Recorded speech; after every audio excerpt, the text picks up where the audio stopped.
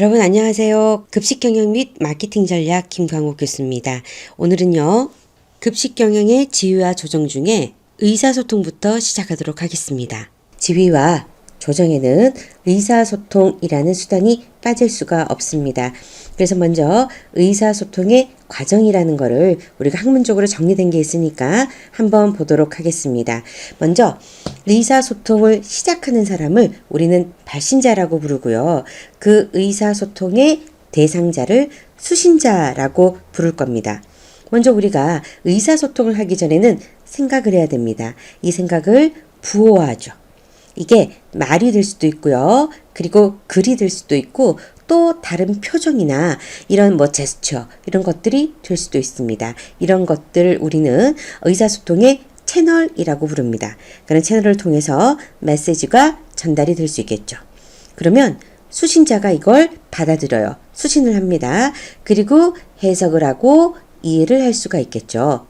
그럼 이 수신자는 메시지를 받았기 때문에 거기에 대한 효과가 발생했다라고 볼 수 있고요.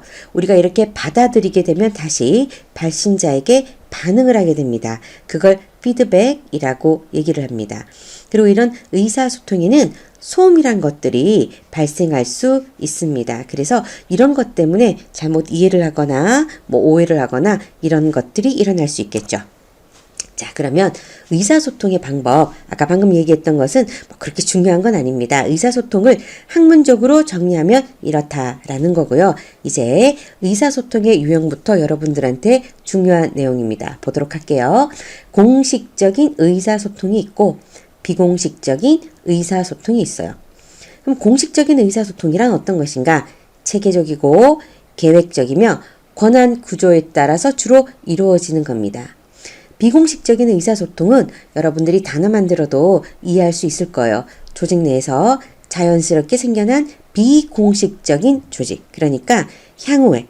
향후회가 뭔지 여러분들 아실 거예요. 자, 직장 단위에서는 굉장히 다른 지역에서 많이 오기 때문에 고향이 같은 사람들끼리 모임을 만들기도 합니다. 그런 게 향후회겠죠. 거기서는 과장님 이런 거보다는 형님, 동생 이런 이름으로 부르면서 굉장히 친숙하게 지내게 됩니다. 이런 향후회라든가 취미를 같이 하는 취미, 서클, 그리고 동아리 활동 이런 것들을 통해서 의사소통이 이루어지는 게 바로 비공식적인 의사소통이라고 할 수 있겠죠. 자, 학교에서는 공식적인 의사소통의 대표적인 예로 여러분들 공문이라고 들어보셨죠? 조교생님이 공문 통해서 이런 지시 내용이 내려왔는데 그건 이렇게 처리해야 돼. 이런 얘기 들으셨을 겁니다. 그런 게 바로 공식적인 의사소통이에요. 그럼 비공식적인 의사소통이란 어떤 것인가? 만약에 우리 학교에서 이제 예를 들면 만약에 여러분들이 교양 과목에서 과제를 좀 늦게 낸 거예요. 근데 교수님이 엄청 단호하게 날짜가 지나면 과제물을 받지 않겠다. 과제물 점수를 0점 처리하겠다. 이렇게 얘기를 하셨어요. 그래서 학생이 고민이 되는 거예요. 그래서 얼굴이 어두워요. 근데 제가 그 모습을 봤어요. 어머, 누구누구야. 너 왜 이렇게 얼굴이 어둡니? 얘기를 하는 거예요. 아, 교수님이요. 과제물을 안 받아주신대요. 그래? 그 교양 과목이 뭔데? 이래서 들어보니까 저랑 비공식적으로 너무너무 친한 교수님인 거예요. 그럼 제가 이럴 수도 있죠.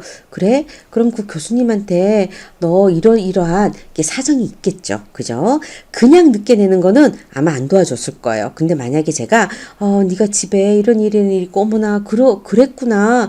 근데 그렇게 해서 제가 그 교수님한테 이 친구가 이렇게 했다니까 과제물 점수 만점도 필요 없고 기본 점수만 돼도 되니까 한번 조금 받아주실래요? 과제물은 굉장히 잘했어요. 원래는 과제물은 A 정도 받아야 되는데 늦게 냈으니까 한 C 정도로 점수를 이렇게 줄여가지고 받아주시면 안 돼요? 라고 부탁을 해서 만약에 과제물을 낼 수 있다고 해요. 그럼 그게 뭐겠어요? 비공식적인 의사소통 내지는 비공식적인 조직을 통해서 뭔가가 이루어지는 게 될 수 있겠죠. 근데 만약에 이렇게 과제물을 제 날짜가 아니고 늦게 내는 사정에 만약에 이 학생이 할아버지가 굉장히 편찮으셨는데 그때 이 학생이 같이 응급차를 타고 이동을 하는 바람에 그날 학교를 못 오게 돼가지고 과제를 못 냈다. 이런 일이 있다고 하면 제가 이렇게 얘기했을 거예요, 아마. 자, 그러면은 너네 집에서 그 앰뷸런스를 같이 타고 갔다라는 거 어떻게든지 증명을 한번 해보자. 그래서 병원에 뭐 연락을 해가지고 그때 할아버지가 응급실에 가실 때 손자인 이 친구가 같이 동행했다라고 어떻게든지 뭘 받을 거예요. 그래서 그걸 서류로 만들어서 교수님께 제출을 했어요. 자, 이 학생은 이러이러한 사유로 과제물 처리가 늦게 됐습니다. 이렇게 공식적으로 서류를 통해서 제대로 된 절차에 따라서 우리가 일을 처리했다면 이건 공식적으로 일을 처리한 겁니다. 자, 이제 공식적인 거, 비공식적인 거 구분이 되실 겁니다. 자, 우리 사회에서는요, 공식적으로 의사소통이 이루어지는 게 굉장히 많습니다. 그렇지만 비공식적인 의사소통도 꽤 많이 있고요.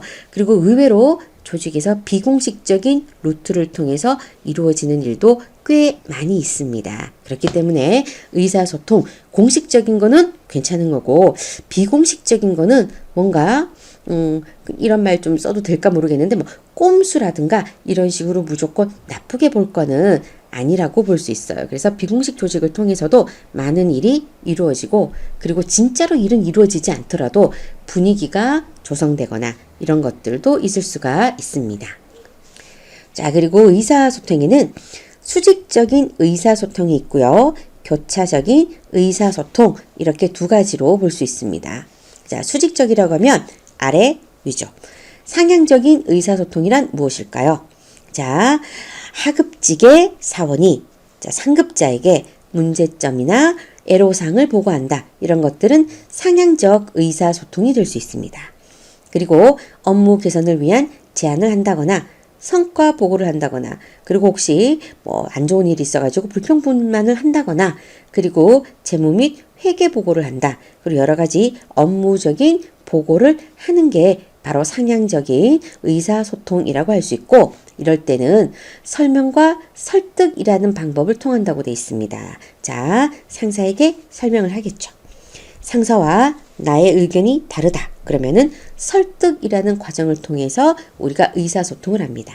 하향적인 의사소통이란 무엇인가? 상급자가 하급자에게 하는 의사소통이 바로 하향적인 의사소통이 될 수 있습니다. 그래서 이런 것들은 조직의 목표와 전략을 수행할 때, 자, 이렇게 합시다. 라고 얘기하는 게 하향적인 의사소통이에요. 작업 지시나 규칙과 절차를 설명한다든가 잘 준수하라고 얘기하는 거, 그런 거겠죠? 그리고 성과에 대한 피드백. 아, 이번에 어떤 성과가 났는데 아주 잘했어요. 라든가, 아, 이렇게 달성하면 곤란합니다. 이런 거 있죠. 그리고 주입식 교육도 하향적인 의사소통이 들어갑니다. 이런 거는 우리가 영향력을 행사한다. 이렇게 볼 수 있어요. 자, 학생이 교수님에게 자, 이런 제안을 했어요. 아, 이 단어는 너무 어려우니까 교수님 다음 시간에 한 번 더 요약을 해서 우리가 공부를 하면 안 될까요? 상향적인 의사소통이었어요. 자, 이번 시험 기간에 시험 범위는 저번 시간에 배운 여기까지야 라고 얘기하는 거는 하향적인 의사소통 맞죠? 자, 거기에 관해서 과에서 수업을 같이 듣는 친구들끼리, 동료들끼리 자, 내가 1단원을 어떤 문제 나올지 요약해 올 테니 너는 2단원을 해봐라. 이런 거를 서로 얘기했어요. 자, 그런 거는 수평적인 의사소통이다. 이렇게 얘기할 수 있습니다. 그래서 내용을 보면 부서 내의 문제를 해결한다거나 부서 간에 조정을 한다거나 그리고 라인과 스텝 조직을 우리는 배웠습니다. 라인에서는 상향적, 하향적 이렇게 수직적인 의사소통이 이루어지고요. 스텝은 이 라인에 그냥 조언을 하는 사람들이었어요. 그러면 이런 것들은 우리는 수평적이라고 볼 수도 있겠지만 실은 뭐 자세하게 보면 대각선의 의사소통이라고 볼 수 있습니다. 자, 같은 부서의 부장님이 대리에게 얘기를 해요. 그건 하향적인 의사소통이에요. 근데 다른 부서의 과장님이 이쪽 대리한테 자, 그거 어떻게 진행되고 있어요? 라고 물어봤어요. 자, 이런 경우는 대각선의 의사소통이다. 이렇게 얘기를 할 수 있습니다. 자, 그럼 의사소통의 장애 요인과 극복 방안에 대해서 얘기를 하겠습니다. 첫 번째, 장애 요인. 장애 요인이란 무엇인가? 의사소통을 했어요. 똑같이 말을 했는데 나는 이런 뜻으로 얘기했는데 저쪽에서는 제대로 받아들이지 못하는 거예요. 다르게 막 받아들여서 일을 엉뚱하게 해놨어요. 그런 걸 보고 우리는 의사소통에 장애가 있었다. 이렇게 얘기를 하죠. 그럼 그런 거는 왜 생기나? 개개인의 배경, 그리고 교육 정도, 과거 경력, 경험, 혹은 지능의 차이로 인해서 발생하게 되더라. 사람의 태도, 주장, 가치관의 차이가 의사소통 채널을 방해하거나 메시지를 와전할 수 있다라고 얘기합니다. 자, 이런 경험 친구들끼리도 많으실 거예요. 나는 그런 뜻으로 얘기한 게 아니었어요. 각자 일 서로 잘 하는 게 서로 조원들한테 도움되는 거 아니야? 자, 여러분은 이 말을 어떻게 해석할 수 있을까요? 나 하는 일에 참견하지 마 라고 들리나요? 아니면 각자의 책임을 충실하게 다자 이렇게 들리나요? 자, 이런 얘기를 들었을 때 여러분들은 그건 말하는 사람의 태도에 따라서 좀 다르지 않아? 자, 눈을 내리깔고 사람을 안 쳐다봐요. 그러면서 각자 자기 일 잘 하자 이렇게 얘기하면 참견하지 말라는 뜻이 되죠. 근데 조언들을 정말 다정한 눈빛으로 쳐다보면서 우리 각자 자기 일 잘하자 라고 하면 책임감을 다하자 라고 받아들일 수 있을 겁니다. 그렇게 똑같은 말이라도 이 사람이 어떤 태도로 얘기하나에 따라서 다를 수가 있고요. 그리고 이 사람의 배경, 그러니까 굉장히 안 되는 조직에서 부정적인 일을 많이 겪으면서 직장 상사가 하급자를 엄청 구박하는 그런 직장에서 있었던 사람은 정말 좋은 뜻으로 하는 직장 상사의 말도 야, 저 부장놈이 책임 회피를 하려고 나한테 일을 떠넘기는구나 라고 굉장히 이상하게 받아들일 수도 있습니다. 그리고 어떤 말을 하는데 영어를 너무 많이 섞어서 하는 거예요. 그러면 나는 분명히 얘기를 했어요. 근데 받아들이는 사람은 그 영어를 못 알아들었기 때문에 듣기는 들었지만 남은 메시지가 하나도 없어요. 그래서 효과가 없다라고 우리는 아까 의사소통을 학문적으로 분석한 거에 대해서 메시지를 제대로 전달받으면 효과가 있다라고 얘기했죠. 그 효과가 나타나지 않는 거예요. 자, 그런 것도 있을 수 있습니다. 자, 의사소통의 장애라는 경우 요거 한번 펴보도록 할게요. 발신자의 의미, 아이디어. 발신자의 배경이나 교육, 경험, 학식, 태도, 의견, 가치, 선입관, 편견, 인식, 그 사람의 가정환경, 이런 것들에 의해서 이런 메시지가 나가게 되겠죠. 그리고 상징되는 거는 구두, 말로 한다. 서면, 글로 쓴다. 그리고 어휘. 자, 우리가 한자를 써서 좀 어렵게 쓸 수도 있고요. 목소리의 어조에 따라서 내용이 좀 달라질 수도 있겠죠. 억양이나 발음. 그리고 서면이나 이런 거 이제 글로 쓸 때는 그림을 넣을 수도 있고요. 도표를 넣을 수도 있고요. 그리고 말로 할 때 표정이나 몸짓 등으로 여러 가지 상징이 표현될 수가 있습니다. 메시지로 전달될 때 메시지가 보내지지 않는 경우도 있어요. 말할 필요가 없거나 잊어버렸거나 할 수 없었거나. 그리고 메시지가 받아지지 않는 경우도 있어요. 나는 얘기했는데 안 들었어요. 글을 썼는데 이걸 안 읽었어요. 그렇게 될 수도 있습니다. 근데 이제 중간에가 괜찮은 거예요. 적절한 거. 메시지가 전해지는 경우 적절한 시기에 주의를 기울여서 해당자에게 매체를 전달했어요. 그러면 수신자의 이번에는 배경교육, 경험, 학식, 태도, 의견 이런 것들에 의해서 받아들여집니다. 자, 아래쪽으로 쭉 내려가는 거는 제대로 되는 거예요. 제대로 되는 거예요. 그래서 메시지가 잘 전달이 되는 경우, 메시지가 잘 받아들여지는 경우, 발신자의 의미를 이해하고 수용하겠죠. 자, 아닌 경우, 불명료하거나 왜곡되거나 잘못 해석되거나 혹은 잊어버리면 효과가 없을 수가 있어요. 그리고 또 어떤 경우가 있나? 이해하지 못하거나 듣기는 들었는데 내가 받아들일 수가 없거나 이렇게 의사소통에 장애가 있을 수 있습니다. 의사소통을 여러분들이 생각하기에는 이게 별거라고 이걸 이렇게 학문적으로 분석해서 메시지가 보내지지 않은 경우, 받아들여지지 않은 경우 나뉘어서 얘기를 하나 이럴 건데, 자, 직장에서 공문 같은 것을 보냈는데 조직 구성원들이 모르는 거예요. 이유를 알아야 돼요. 자, 이유 첫 번째, 내가 공문을 다 써놔놓고 발송 이거 스위치를 눌렀는데 내 딴엔 눌렀는데 안 누른 거예요. 그럴 수 있잖아요. 자, 그래서 메시지가 받아들이지 않았나. 아니면 이 공문이 발송되었는데 이 사람들이 열어보지 않았나. 여기에 따라서 조치는 굉장히 달라집니다. 그리고 이 공문이나 이런 것에 용어를 내가 썼는데 이 용어를 사람들이 이해를 못해서 일을 잘못했나. 아니면 내가 잘못 썼나. 이런 것들도 나중에 조치 측면에서 중요할 수 있습니다. 그래서 우리가 의사소통이 안 될 때 직장에서 이게 왜 그런가에 대해서 이렇게 학문적으로 막 분석할 필요까지는 없겠지만 왜 그런가 이런 것들을 좀 이해하실 필요가 있어요. 그리고 가끔은 왜 사람이 굉장히 막 바쁘거나 이런 메시지를 받아들일 수 없을 때 우리가 메시지를 전달하는 경우도 있죠. 이제 그런 경우를 피하기 위해서는 이런 것들을 알아둘 필요가 있습니다. 자, 그리고 이 의사소통의 장애 요인이 아까 말씀을 드렸어요. 어떻게 극복을 할까? 제가 이걸 조치라고 얘기를 했습니다. 자, 효과적으로 의사소통을 하기 위해서는 대화의 목적을 미리 결정하고 대화 전에 생각을 좀 체계화해서 전달해야 돼요. 이런 사람 있죠? 막 얘기를 하는데 자기 혼자 막 중얼거려요. 그래서 이거를, 처리를 할 때, 그 처리를 어떻게 하지? 이거, 김 부장한테 직접 얘기하면, 이게 되려나? 그럼 과장을 먼저 거칠까? 어떡하지? 이걸 어떻게, 그럼, PPT를 한번 보내봐? 아니야, 그냥 공문에 첨부로 보내?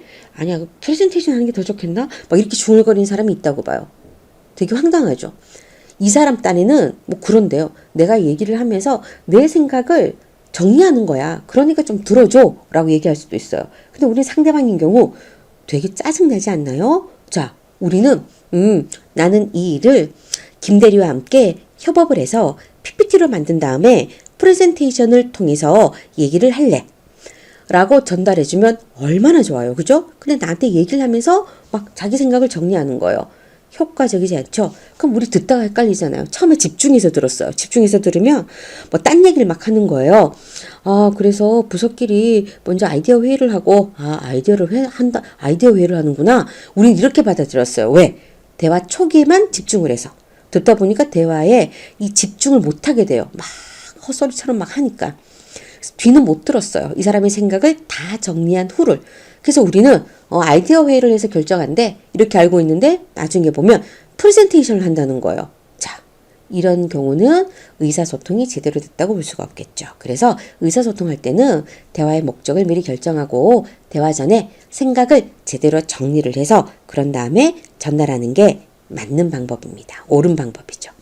자, 그런 다음에 듣는 태도를 통해서 한번 얘기를 해보겠습니다. 상대방의 이야기를 잘 듣고 피드백을 받았을 때 기분 나빠하면 안 돼요. 배워야 되겠죠. 자기 스스로 잘 기록하거나 혹은 요즘 회의에서는 녹음을 굉장히 많이 합니다. 녹음을 해서 그렇게 해서 점검하는 방법 쓸 수 있습니다. 근데 이런 얘기를 들으면 여러분들 앞으로 다니게 될 직장의 규모가 조금 작다. 그리고 약간 사적인 분위기는 아니지만 1대1의 상황에서 직장 상사가 말씀하시는 거 녹음해야지. 이렇게 되면 상사가 기분 나빠할 수도 있어요.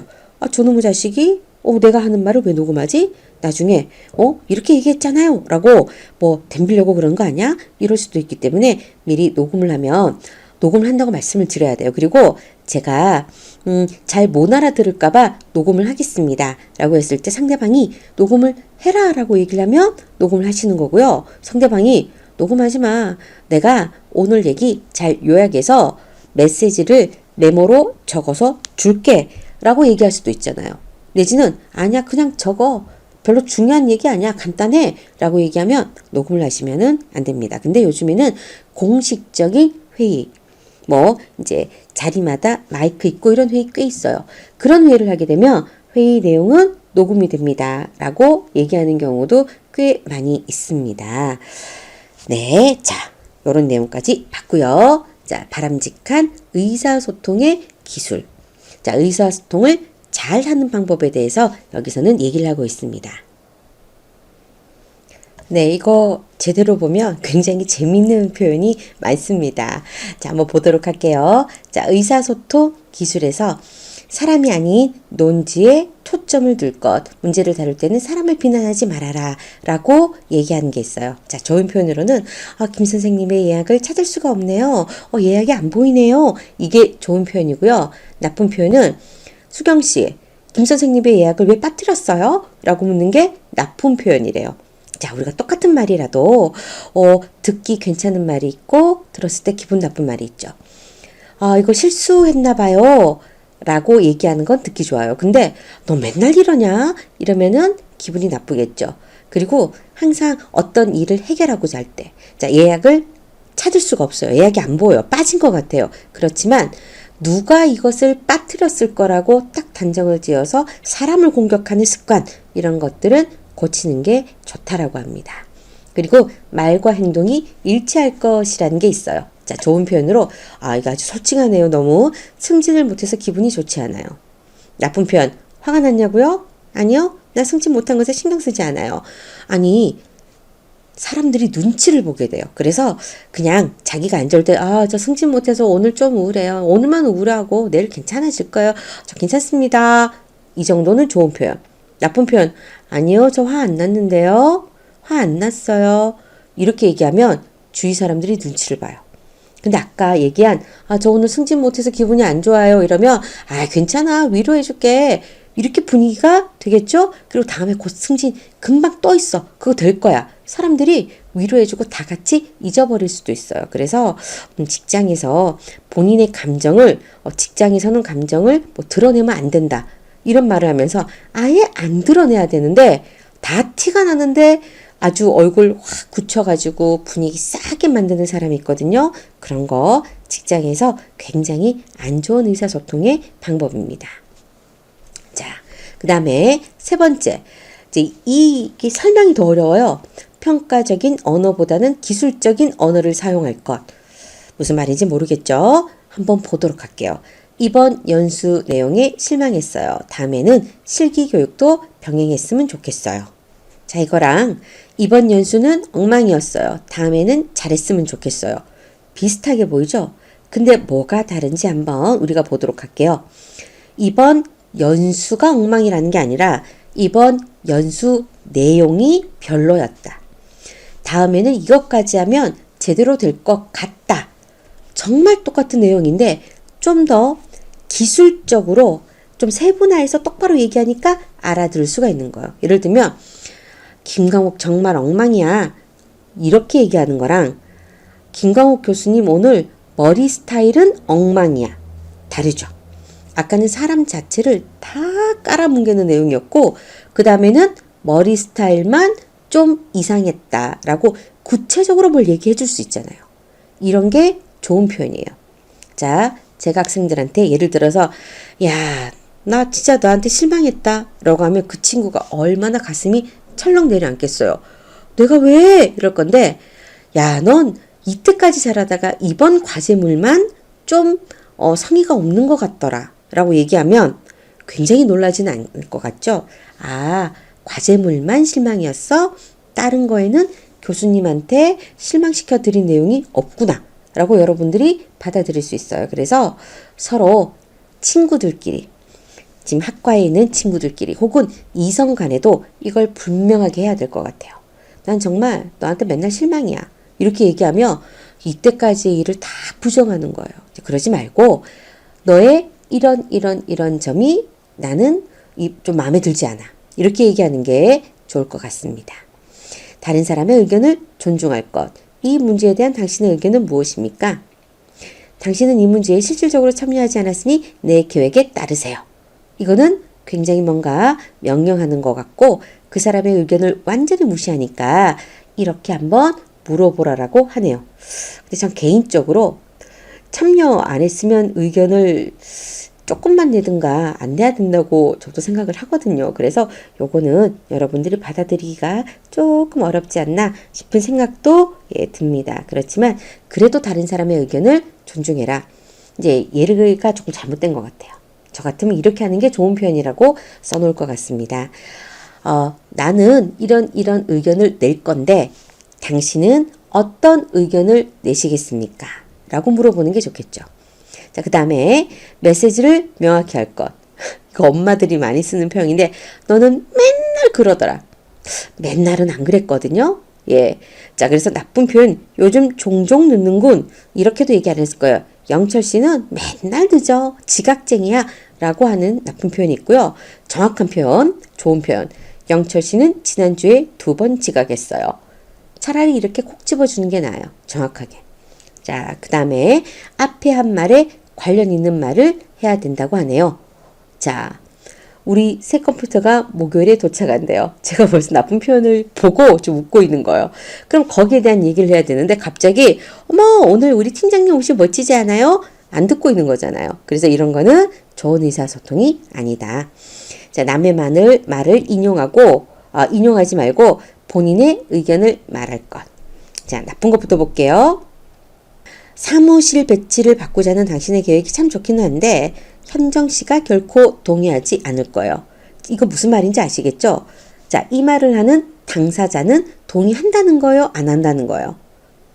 본인도 동의를 하지 않으니까 이렇게 얘기하는 거죠. 그러면 내가 당신 의견에 동의하지 않아요. 이렇게 하는 게 좋은 건데 누가 이러면 싫어할 거야. 이렇게 하는 거 되게 나쁜 표현이다 라고 얘기하는 겁니다.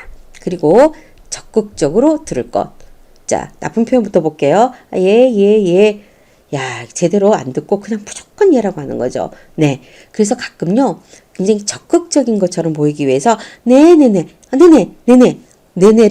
아주 여러 번 반복적으로 무슨 따발총처럼, 네네, 이렇게 대답하는 경우 있죠? 제일 처음에 막 적극적인 것처럼 들이다가 조금 듣다 보면, 내 말을 듣는 거야, 안 듣는 거야? 이런 생각이 들 수도 있습니다. 그래서, 자, 상대방이 말을 할 때, 네, 알겠습니다. 요렇게 듣는 게 좋지. 네네. 이렇게 자꾸 얘기하면 너무 기계적으로 대답한다라는 기분이 들 수도 있어요. 그래서 이렇게 네라고 대답하는 것도 좀 너무 상대방이 기분 나빠하지 않게 적절하게 잘할 필요가 있습니다. 이게 학문으로는 실은 배울 수 없는 거예요. 의사소통 기술은. 마치 사랑을 연애를 네이버에서 배우는 거하고 똑같다라고 볼 수 있어요. 자, 여러분들 역지사지 이란 말 아시죠? 자, 이런 말 할 때 또 못 알아듣는 친구들 있어요. 왜? 의사소통에서 제가 어휘를 어렵게 구사를 했죠. 상대방의 지식 수준에 따라서 못 알아들을 수도 있어요. 그러나 저는 우리 과 학생들은 지금 이 수업을 듣는 학생들은 역지사지 정도는 알 거라고 저는 믿고 얘기를 하겠습니다. 상대방과 자리를 바꿔서 생각해 본다 라는 의미죠. 내가 이 친구가 내지는 주위의 사람이 그리고 교수님이 조교 선생님이 내가 아르바이트 가는 곳에 선배가 사장님이 이렇게 얘기할 때 좀 싫었던 것 같아요. 은근히 듣고 난 다음에 조금 기분이 나빴어요. 그러면 우리도 그때 기억을 제대로 잘 가지고 있다가 복수를 하라는 게 아니고요.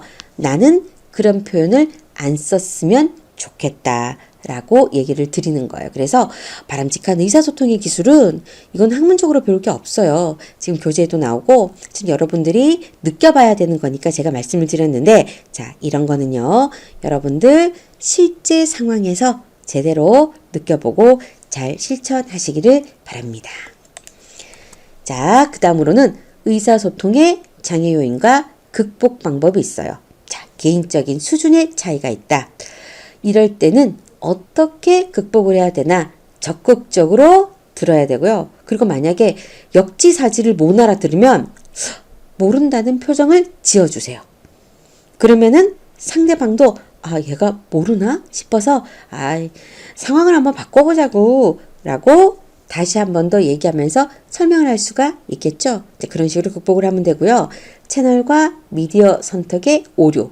이게 뭔가? 예를 들면 38,240원 달라고 내지는 뭐 이걸 어디에다가 뭐 입금해라. 이런 얘기를 한다고 볼게요. 34,820원을 신한 6520601738로 입금해줘. 말로 하고 말면 이거 누가 이해하겠어요? 자, 그런 거는 어떻게 해야 될까요?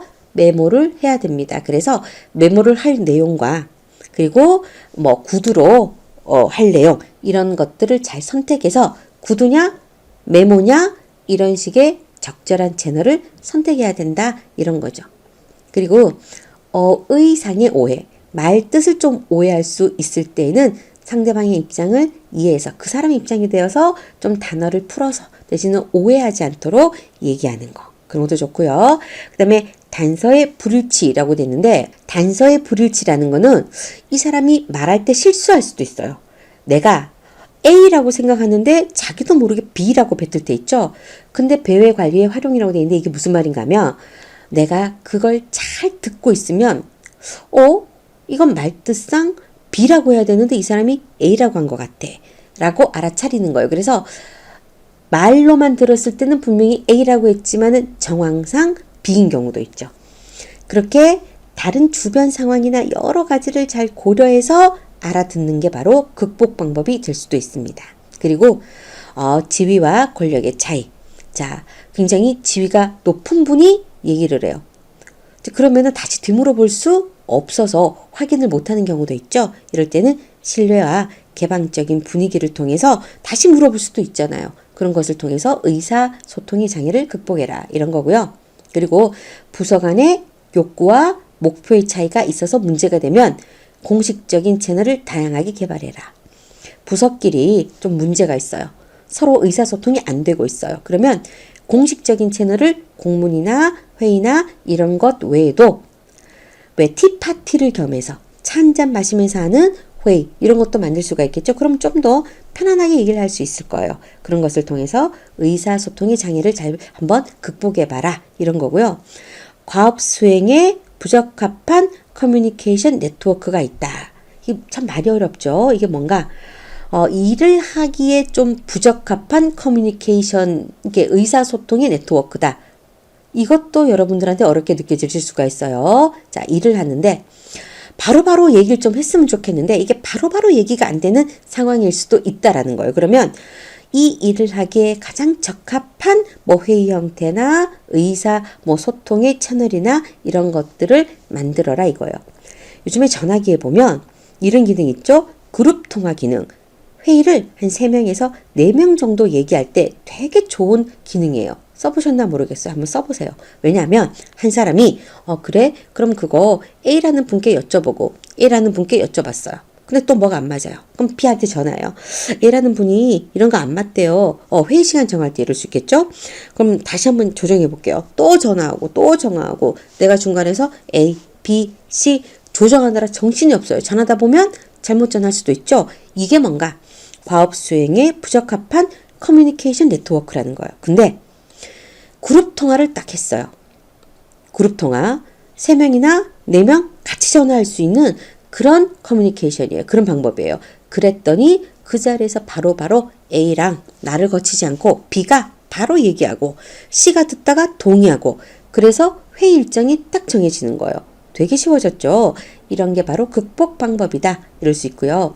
공식적인 채널로 의사소통이 잘 되지 않으면 다양한 공식적인 채널을 좀 느리거나 비공식적인 채널을 활용해서 의사소통의 장애를 극복할 수 있다라는 내용입니다.